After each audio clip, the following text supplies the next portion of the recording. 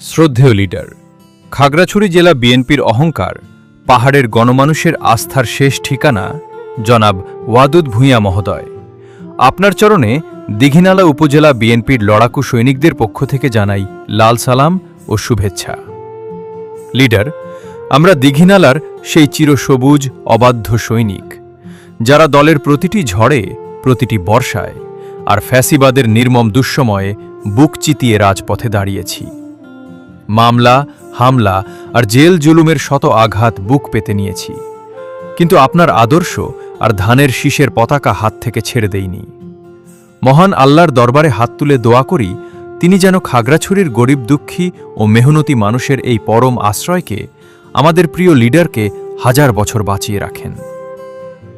প্রিয় লিডার, আজ দীর্ঘ লড়াই সংগ্রামের পর সুসময় এসেছে, কিন্তু এই সুসময়ের আলোতে দাঁড়িয়েও আজ আমরা কিছু ত্যাগী কর্মী এক বুক কষ্ট চেপে আছি।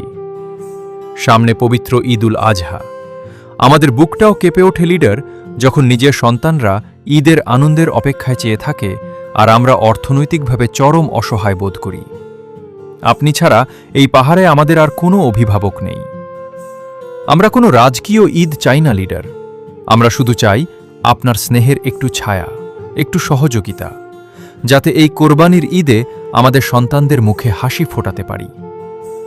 তৃণমূলের এই নিবেদিত প্রাণ কর্মীদের দিকে যদি আপনি একটু সহমর্মিতার হাত বাড়িয়ে দেন, তবে আমরা নতুন উদ্যমে, নতুন শক্তিতে আগামী দিনে আপনার পনার হাতকে আরও শক্তিশালী করতে পারব।